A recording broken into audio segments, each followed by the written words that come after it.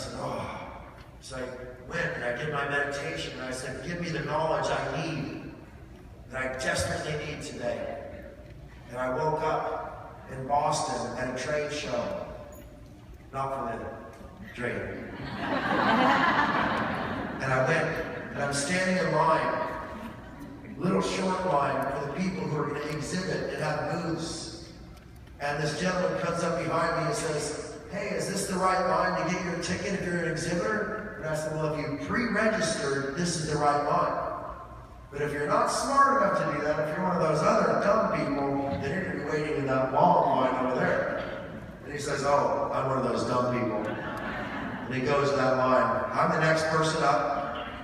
I'm here to pick up my badge because I'm really intelligent and pre-registered. And he says, no, you didn't. And next thing you know, I'm at the back of that line. Behind the cowboy who I just said, you know, for the dummies, that's the one. All of a sudden, I'm behind him in that line.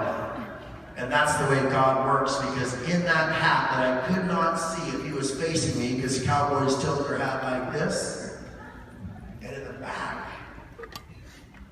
the back was a piece of wheat so big that I told him, that looks like Jurassic wheat or something. And he said, it is. And I said, well, tell me about it. He said, well, this wheat is the most ancient wheat on earth. It's far more potent than any other wheat. People who are allergic to wheat aren't allergic to it. And it tastes amazing. And we're about to reintroduce it to the world. And I said, how does the wheatgrass taste? And he said, wheat what?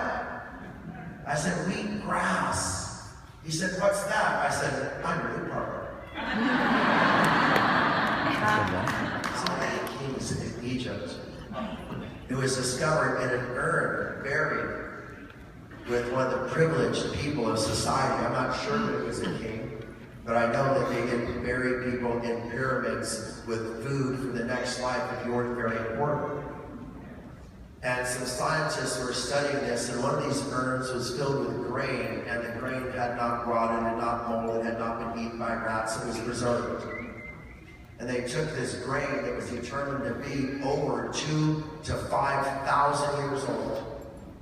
Wow. And they actually took and they tried to germinate it. And out of that urn, 7 of those kernels germinated.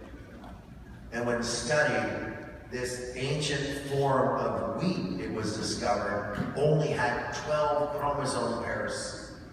That's like primordial. That's like a dinosaur. Okay? In its ancientness, I mean, all foods today have many more chromosome pairs.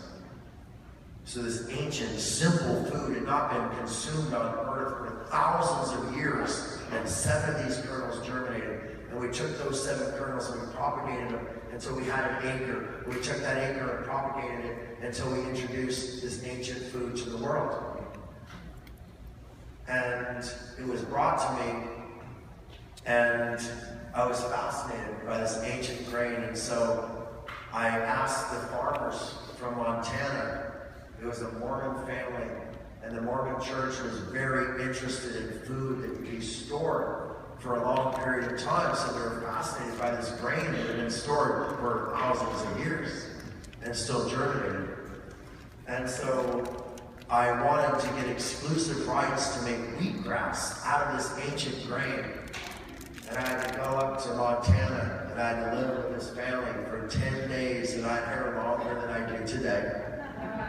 And I was a skinny little vegan, hippie now with my Birkenstocks and my tie-dye t-shirts. I look like David Swillenny.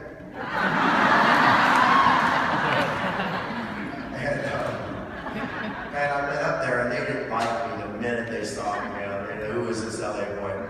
But every day I went and worked with them in the fields, and at night I slept in my truck. I said, I'm not going to sleep in your house until you welcome me into your family.